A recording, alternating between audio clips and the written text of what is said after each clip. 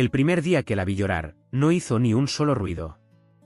Estábamos en su garaje, los dos con cajas en las manos, la suya repleta de ropa de bebé que no podía tirar, la mía con herramientas que me había ofrecido a arreglar. Me giré para decirle algo, no recuerdo el qué, y entonces la vi. Quietísima. Una lágrima deslizándose por su pómulo, los ojos fijos en un diminuto body arrugado en el fondo de la caja. No se la limpió. No se movió. Solo se quedó ahí, dejándome verla así. Y creo que fue justo en ese instante cuando todo empezó a inclinarse. No de forma dramática. Solo una especie de desplazamiento sutil, como si el suelo bajo nuestros pies se hubiese ladeado apenas y ninguno de los dos quisiera admitir que ya nos estábamos inclinando el uno hacia el otro. Me mudé a la casa de al lado a principios de marzo. El cielo seguía con ese gris espeso del final del invierno, pero la tierra empezaba a ablandarse, y en el aire flotaba un perfume tenue que anunciaba la primavera. La casa era poca cosa. Un alquiler de una planta, con contraventanas azul desvaído y un camino de entrada agrietado por demasiados inviernos. Pero era tranquila, cerca del trabajo, y lo bastante alejada del centro como para respirar. Tenía 27 años y acababa de salir, casi sin darme cuenta, de una relación de 3 años. No terminó con gritos ni con una traición. Solo con un silencio largo que se fue haciendo más denso durante el último año. Ambos lo sabíamos. Supongo que solo no supimos cómo decirlo en voz alta. Cuando desempaqué la última caja y apagué el móvil aquella noche, sentí algo parecido a empezar de nuevo. No en plan épico. Solo, en silencio. Solo. Y en ese momento, aquello me pareció alivio. Ella se presentó 3 días después. Acababa de volver de correr, el sudor me secaba bajo el cuello de la camiseta. Los auriculares colgaban enredados en mi cuello. La vi en su jardín delantero, forcejeando con una manguera que no quería enrollarse. Murmuraba palabrotas con suavidad, no con rabia, sino con esa terquedad de quien se niega a dejar que una manguera le gane la batalla. Me ofrecía ayudarla y levantó la vista, sorprendida pero no asustada. Tenía unos ojos oscuros, no marrones, algo más profundo, y arrugas alrededor que, lejos de restarle, le daban una belleza serena. Verdadera. Eres el vecino nuevo, dijo, más como duda que afirmación. Soy Elisa. Dani, contesté, alcanzando la manguera. Nuestros dedos se rozaron. Y no debería haber significado nada. Pero lo hizo. Un instante apenas, una chispa. Suficiente para que mi cerebro notase el calor de su piel y la forma en que su respiración se alteró apenas, antes de apartarse. Era mayor, eso se notaba. ¿40 y tantos? Llevaba la edad con gracia, sin esfuerzo. No agotada, sino asentada. Sin anillo. No pregunté. Aún no. En las semanas siguientes se fue formando algo que no llegaba a ser amistad. No del todo. Ella me saludaba desde su porche cuando volvía del trabajo. Yo le subía los paquetes que le dejaban al pie del camino. Ella hacía un café estupendo. Yo le arreglé el pestillo de la mosquitera. Un domingo me invitó a sentarme con ella en el porche. Ni lo dudé. Charlamos durante 2 horas de todo y de nada, su trabajo en el museo local, mi aburrido puesto en marketing. El hecho de que ambos odiábamos las conversaciones triviales pero no dejábamos de tenerlas. Hubo un momento, justo cuando ella sirvió la segunda taza y el viento le despeinó el pelo, en el que me di cuenta de que no quería irme. Y no supe por qué. Ella rió, con una risa baja, sin defensas, y dijo: «¿No hablas como alguien de tu edad?» «¿Y cómo habla alguien de mi edad?», pregunté. Se encogió de hombros, con los ojos brillándole tras el borde de la taza. Más alto. Y fue entonces cuando algo se deslizó entre nosotros. No una chispa. Un calor. Lento. Callado. Como la brasa que precede al fuego. Me repetí que no era nada. Que solo era educación. Curiosidad. Amabilidad. Pero ya sabía que era mentira. Todo empezó con recados. Cosas pequeñas. Yo pasaba por la ferretería y le escribía para ver si necesitaba algo. Ella me llamaba cuando había que mover una jardinera o cambiar una bombilla en el pasillo que se le resistía. Decía en broma que tener un vecino alto era una bendición. Yo me reía y le respondía que venía incluido en el alquiler. Pero bajo el humor, se gestaba algo más. Una especie de entendimiento silencioso. Empecé a notar los pequeños detalles, como se quedaba quieta, con una mano en la cadera, cuando pensaba. Como tardaba un segundo más en contestar ciertas preguntas, como si tamizara los recuerdos antes de elegir una versión segura. Yo no insistía. No sé si eso le facilitaba abrirse o si, al contrario, se lo ponía más difícil. Una tarde volví del trabajo y la encontré sentada en el escalón de su porche, descalza, con una botella de vino blanco y 2 copas desparejadas entre las rodillas. Miraba al suelo como si ahí se escondiese algo que no sabía nombrar. ¿Día complicado?, pregunté, descalzándome también al llegar a mi porche. Alzó la vista, protegiéndose los ojos de la luz. Se podría decir que sí. Me senté a su lado sin pedir permiso. Me ofreció una copa, ya servida, y no pregunté nada más. Solo bebimos. Hablamos poco aquella tarde. Casi nada. Pero recuerdo perfectamente cómo su rodilla rozó la mía, no de manera coqueta ni medida. Fue un gesto casual. Íntimo por lo no calculado. Ninguno de los dos se apartó. Dejamos que ese punto mínimo de contacto existiera. Así. Sin nombrarlo. Al cabo de un rato murmuró. Hoy habría sido su cumpleaños. No pregunté quién. No hacía falta. Miró al frente, con la voz clavada al suelo. Habría cumplido 20. El silencio que siguió no fue vacío.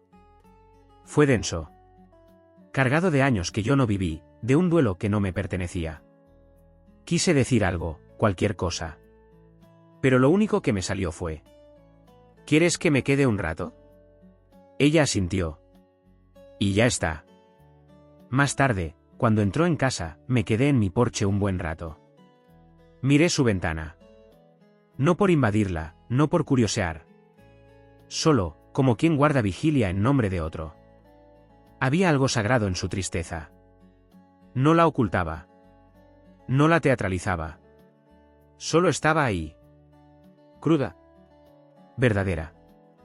Después de esa noche, algo volvió a moverse entre nosotros. Ella no se alejó, pero sí pareció necesitar espacio. Como si tuviera que volver a su centro antes de seguir adelante. Se lo di.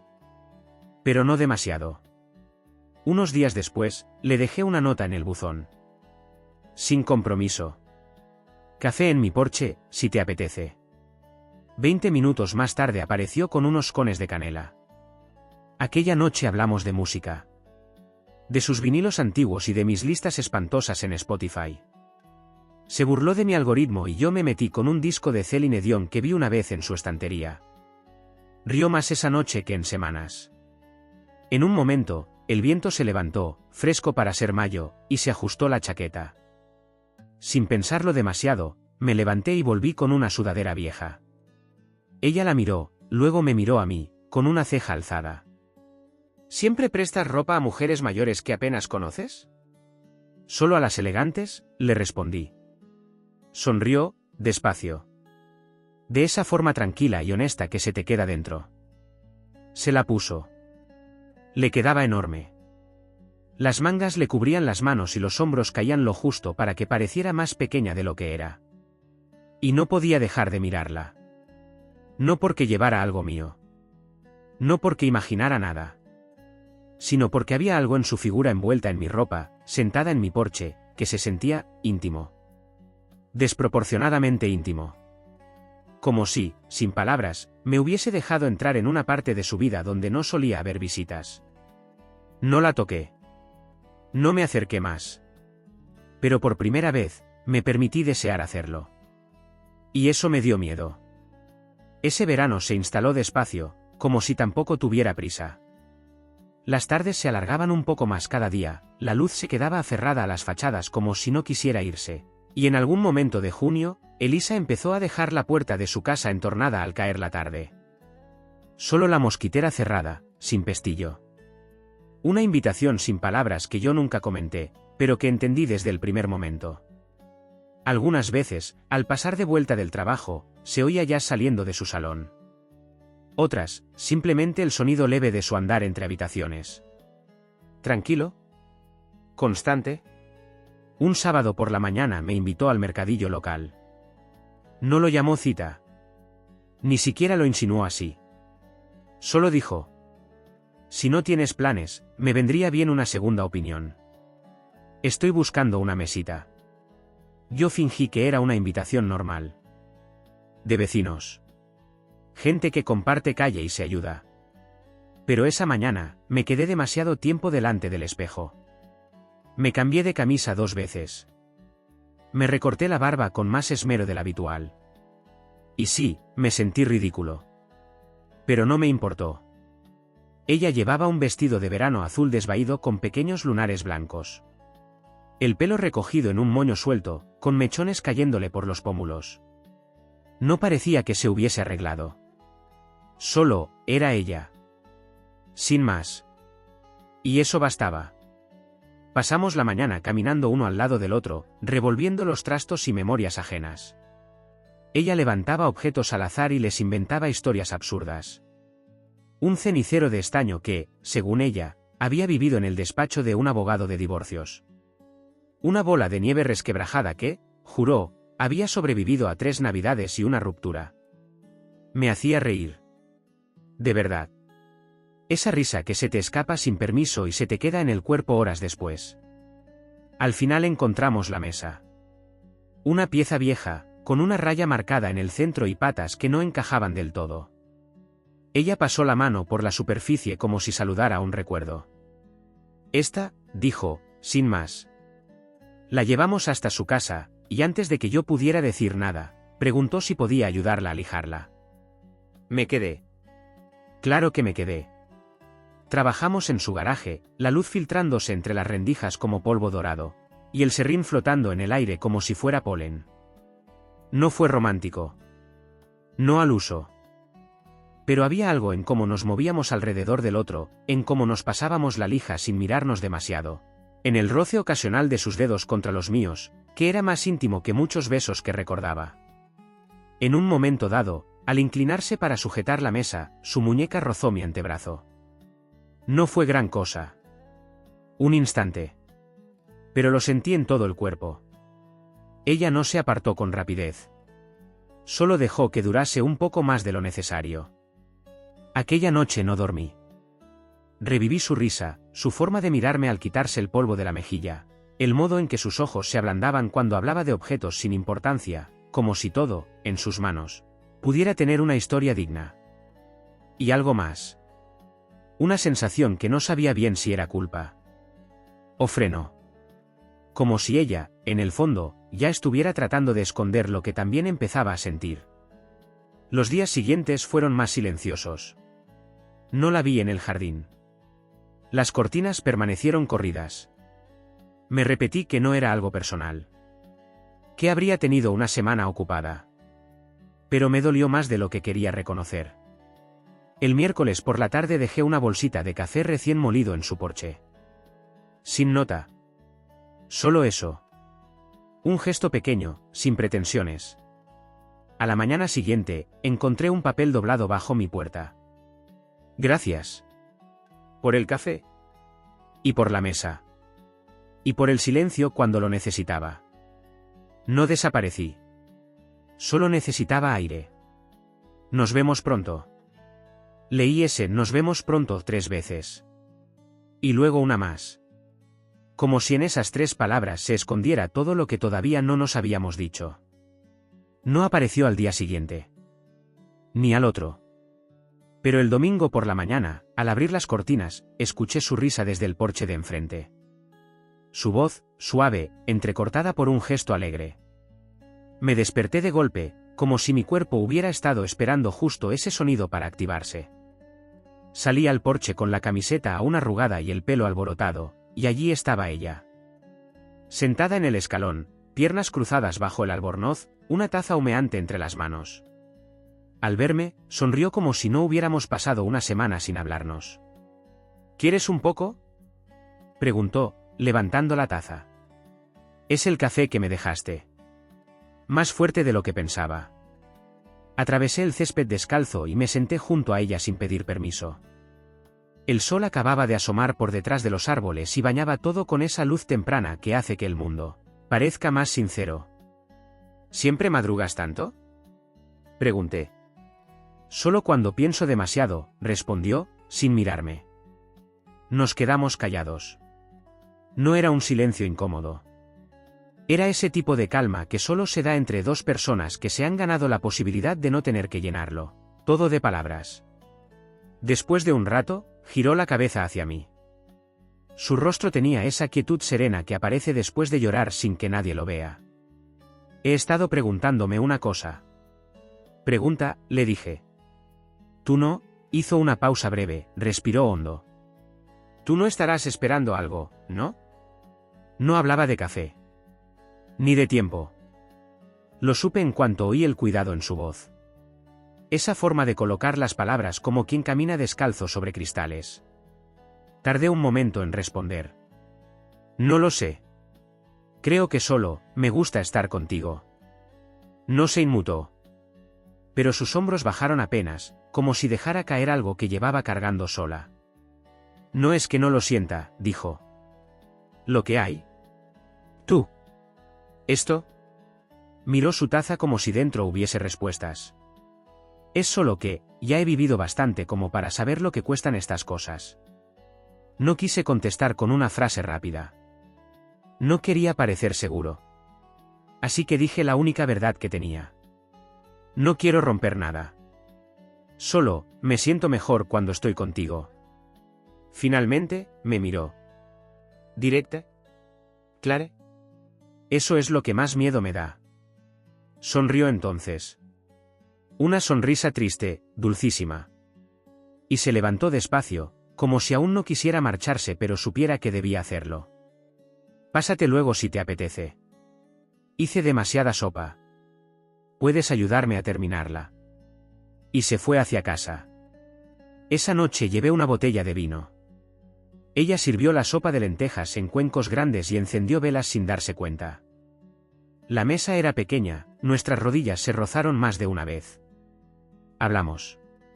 De exparejas. De decepciones. Me contó sobre su hijo. El que mencionó aquella noche en el garaje. Se llamaba Theo. Murió en un accidente de coche, hacía 2 años. Tenía 18. No se le quebró la voz.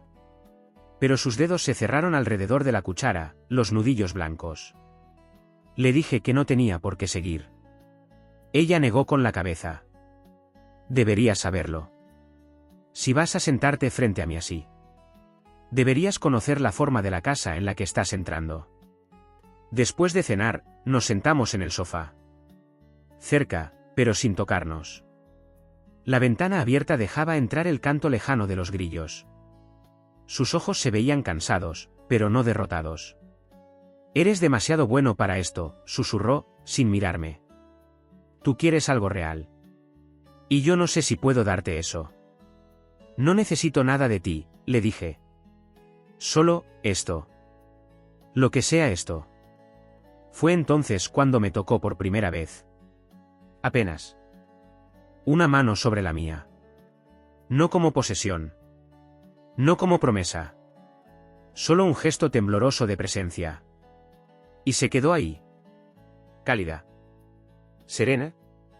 No sé qué estoy haciendo, susurró. Yo tampoco, contesté. Y permanecimos así. Largo rato. Sin música. Sin movimiento. Solo nuestras manos. Tocándose. Ancladas. La clase de cercanía que no pide más. Después de aquella noche, algo cambió. No fue algo que pudiera señalar con el dedo. No nos besamos. No dormimos juntos. No hicimos nada que pudiera clasificarse como definitivo. Pero el aire entre nosotros había adquirido un peso nuevo. Ella no retrocedió. Tampoco fingió que no había ocurrido. Pero empezó a moverse con más cuidado. Como si estuviéramos caminando sobre el hielo fino de un lago helado y cada palabra, cada mirada, fuese una grieta más bajo nuestros pies. Pasábamos más tiempo juntos. No todos los días. Pero lo suficiente como para que la distancia entre nuestras casas dejara de sentirse como una calle y se pareciera más a una respiración. Algunas noches nos sentábamos en nuestros respectivos porches, sin decir nada. Solo un gesto con la taza, un movimiento leve de cabeza. Suficiente. Un domingo me llamó para colgar una lámpara nueva en el pasillo. Algo sencillo, escalera, taladro, 2 tornillos. Pero aquella tarde, su presencia me pesó sobre la piel. Como húmeda. Se quedó de pie detrás de mí mientras trabajaba, los brazos cruzados. No observaba con impaciencia, ni con interés práctico. Solo estaba ahí. Su cercanía me envolvía. Cada pequeño roce accidental me encendía los nervios. «Se te da bien esto», dijo, al fin. Me giré y la encontré mirándome con una expresión indefinida. «Me gusta arreglar cosas», respondí, demasiado rápido. Ella alzó una ceja, suave. «No todo necesita arreglo, Dani». Me quedé callado. No supe qué responder. Ella sonrió, con esa tristeza tranquila que ya conocía, y se apartó unos pasos para darme espacio. Cuando terminé, le di al interruptor. La luz cálida llenó el pasillo. Ella se quedó mirándola un largo rato. «Desde que murió Theo», dijo, casi en un susurro. Nadie me había ayudado con algo así. La frase quedó suspendida en el aire. Densa. Vulnerable. A veces se me olvida lo que es pedir ayuda y que alguien venga. No respondí. No con palabras. Solo me coloqué a su lado, hombro con hombro. Casi sin tocarla. Y ella no se apartó. Esa noche no dormí. Me tumbé en la cama, mirando al techo, repasando cada segundo. Como dijo su nombre. Como su voz se quebró, apenas. Y lo que sentí, muy dentro, al darme cuenta de que quería que me necesitara. Y me odié un poco por ello. Porque ella no me debía nada. Ni ese anhelo. Ni su pasado. Ni la fuerza que me atraía a ella, como si ambos fuésemos estrellas colapsando una hacia la otra. Y aún así, no podía soltarlo. La noche siguiente, apareció en mi puerta. Sin avisar. Sin mensaje. Solo un golpe suave. Justo después de que se ocultara el sol. Llevaba vaqueros y un jersey blanco, ancho. Sin maquillaje. El pelo todavía húmedo, como si acabara de ducharse y hubiese salido sin pensarlo mucho. No podía dormir, dijo. Yo tampoco. Me hice a un lado y entró. No hablamos demasiado. Dio una vuelta por mi cocina. Pasó los dedos por la encimera como si estuviera reconociendo un lugar que aún no le pertenecía. Se sentó en el suelo, delante del sofá, y apoyó la espalda en él. ¿Tú también sientes a veces que, si das un paso más, algo importante va a desaparecer? No me senté junto a ella. Me quedé donde estaba, en el marco de la puerta. Sí, respondí. Casi cada día. Alzó la vista. Sus ojos brillaban, húmedos. No quiero hacerte daño, murmuró. Ya me duele, dije, sin amargura. Pero no es por ti. Bajó la cabeza, las manos en el regazo. Se la veía pequeña. Insegura. Una versión suya que casi nunca mostraba. Después de un silencio largo, dijo. A veces siento que el duelo es lo único que me queda que aún me pertenece. Me acerqué entonces. Despacio. Me senté junto a ella. No la toqué. Pero lo suficiente para sentir el calor de su hombro. Aún tienes tu corazón, le dije. Se giró hacia mí. Me miró de verdad. Y en ese momento, todo lo que nos separaba, la edad, el miedo, las pérdidas, se disolvió sin palabras. No con un beso. No con un gesto dramático. Solo con una verdad desnuda y mutua que ya no supimos negar. Aquella noche terminó sin una palabra más. Nos quedamos sentados en el suelo, hombro con hombro, durante horas. Sin tele. Sin música. Solo el zumbido leve del frigorífico y el crujido ocasional de la madera al asentarse. En algún momento, ella apoyó la cabeza en mi hombro. Yo no me moví. Ni siquiera respiré hondo. Tenía miedo de que el más mínimo gesto rompiera algo que apenas empezaba a formarse. No recuerdo haberme dormido. Solo desperté con la luz del amanecer entrando por la ventana, el cuello dolorido, su mano descansando sobre mi brazo. En algún momento, debí cubrirla con la manta del sofá. Su mejilla estaba apoyada en mi camiseta. Durante un segundo breve, parecía que el tiempo se había detenido. No era amor de juventud. No era una historia de película. Era solo eso, dos personas que necesitaban el mismo silencio en el mismo instante. Cuando se despertó y abrió los ojos, pensé que se apartaría rápido, que fingiría haberse quedado dormida por error. Pero no lo hizo. Se incorporó despacio, se pasó una mano por el pelo, y miró mi salón como si algo hubiera cambiado durante la noche. Luego me miró. Debería irme, dijo. La voz le sonaba ronca, baja. Vale, respondí.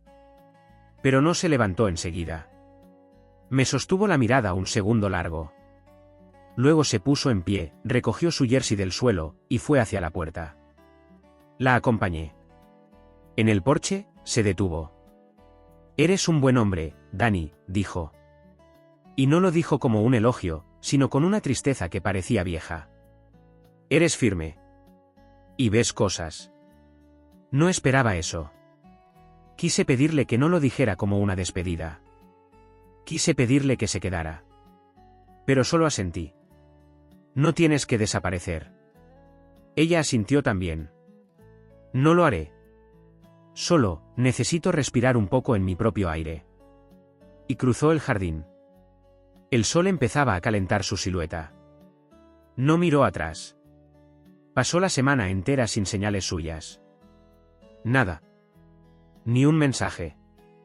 Su porche vacío. Las ventanas cerradas. Intenté no mirar. Fracasé cada día. El viernes por la tarde estaba regando las macetas, esas tristes hierbas aromáticas que apenas sobrevivían en mi patio trasero, cuando oí el chirrido suave de la verja. Me giré. Allí estaba ella. Descalza, el pelo recogido con una horquilla torcida, y un cuenco de cerámica en las manos.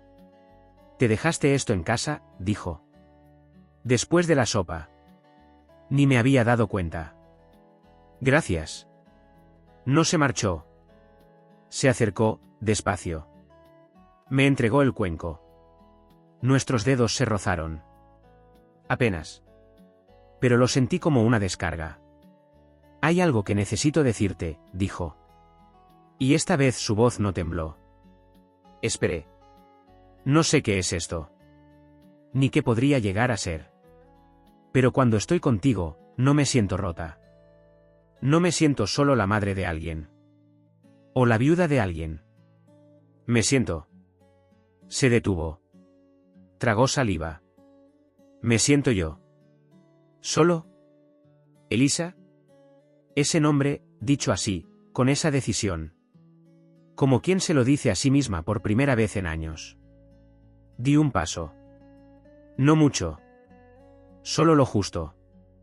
Entonces quizá eso sea suficiente. Dos personas que se ven. Sus ojos se llenaron de luz. Pero no lloró. Sonrió. Pequeño. Real. Ganado. Y luego, sin prisa, se acercó y me besó. No fue apresurado. No fue ansioso ni lleno de disculpas. Fue callado. ¿Qué? Como si, por fin, dijéramos la verdad sin necesidad de palabras. Cuando se apartó, no se alejó del todo. Se quedó cerca. La frente apoyada levemente en la mía. Y en ese momento, no necesitaba saber qué éramos. No éramos jóvenes. No éramos simples. No éramos algo que otros entenderían fácilmente. Pero estábamos ahí. Vivos. Y, por fin, de alguna forma, vistos.